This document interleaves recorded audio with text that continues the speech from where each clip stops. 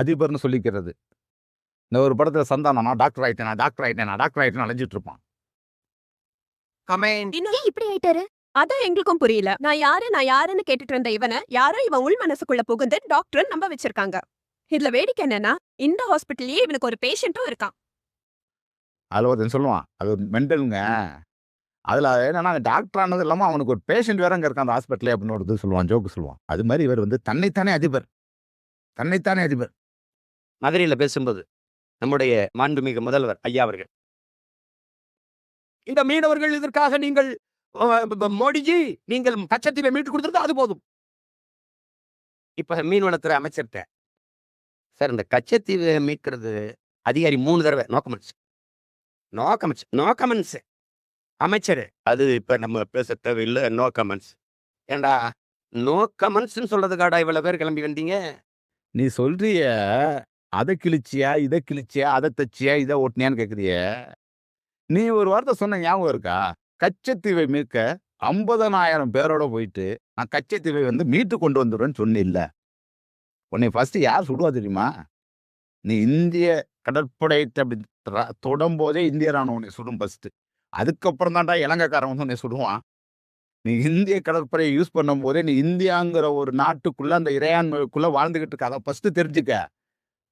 இங்கேருந்து 50,000 பேருக்கு கூட்டிட்டு போவாராம். கச்சத்தீவை மீட்டு அப்படியே இழுத்து கயிறு கட்டி கொண்டாந்து இழுத்து இன்னும் நிப்பாட்டிட்டு வாராம். ஒரே ஒரு காரணங்கள், சினிமாவில் நடிச்சு விட்டது. 69 படத்துல ஒரு படம் நல்ல படம். இந்த சனா ஒரு படம் கூட நல்ல படம் தராதவன் நல்லாட்சி தருவன் நம்புது பாரு. இப்ப என்னன்னா சொல்றான், 69 படம் நடிச்சியே, எந்த படம் ஓடுனுச்சு அப்படின்ட்டு.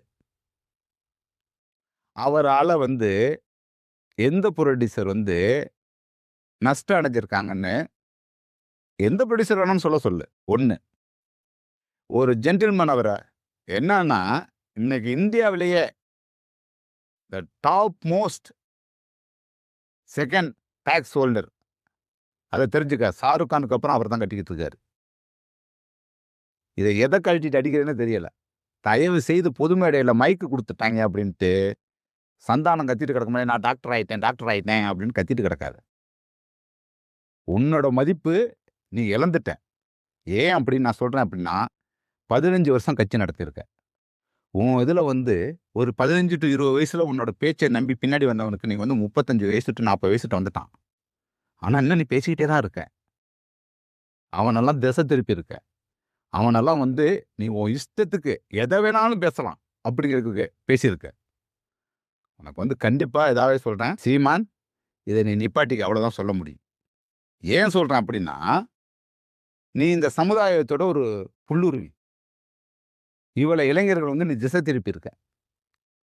அவனு நீ சொல்றதெல்லாம் நம்பிட்டு இலை மலர்ந்தால் ஈழ மலரும். Right, okay. 50,000 பேரை கூட்டிட்டு போயிட்டு கச்சத்தீவு அமைப்பேன், ஓகே. மாடு மேய்க்கிறவன் எல்லாம் கவர்மெண்ட் போஸ்டிங் அறிவிச்சிருவேன், ஓகே. ஓ மகன் அனுப்புவியா அந்த வேலைக்கு? இன்னைக்கு ஸ்கூல்ல அமெரிக்கன் ஸ்கூல்ல படிச்சுட்டு இருக்காரு, அனுப்புவியா?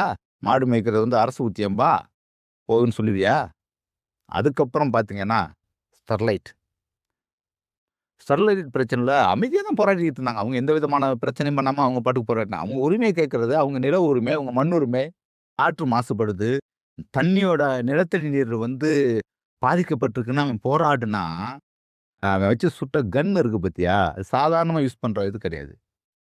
ஷூட்டர்ஸ் யூஸ் பண்ணுற கன்னை வச்சு, இந்த ஸ்னேப்பர்ஸை வச்சு பாயிண்ட் அவுட் பண்ணி சுடுறவன் காலுக்கு கீழே நட சொல்லியிருக்கு. எல்லாமே ஒரே புல்லட் தான்.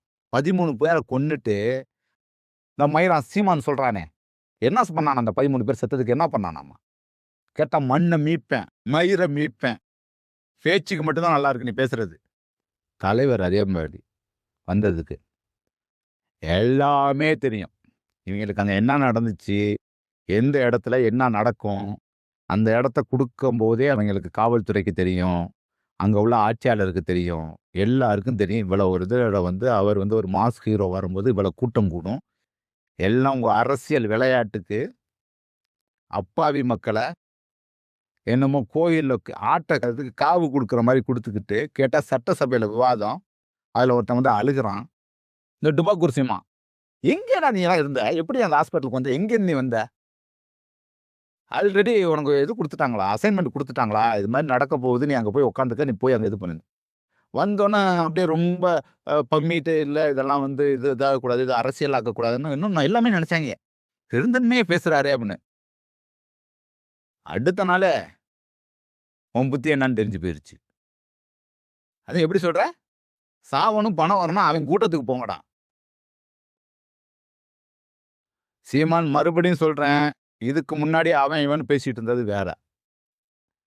இது வந்து 8,00,00,000 மக்களோட பிரதிநிதி அவரு. இனிமே அவன் இவன் நீ பேசுன அப்படின்னா, இன்னைக்கு உள்ள இளைஞர்கள நாங்க கட்டுப்படுத்த முடியாது. அவன்லாம் நினைக்கிறான், நீ என்ன அவனுக்குலாம் அதெல்லாம் இது கிடையாது. அவனே முடிவு எடுத்துக்குவான். அவன் என்ன பண்ணாலும் நீ அத வந்து எதிர்நோக்கி தான் ஆகணும். அதனால இனிமே அவர தேவையில்லாம பொது மேடைகள்ல அவன் இவன் ஒருமையில பேசுனான் அப்படின்னா,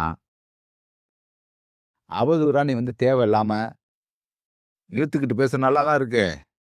ஆனா வாயிலேருந்து வர வார்த்தை தெளிவா இருக்கணும். உன்னைய வந்து பிஜேபிட்டருந்து தூக்கிட்டாய்ங்க.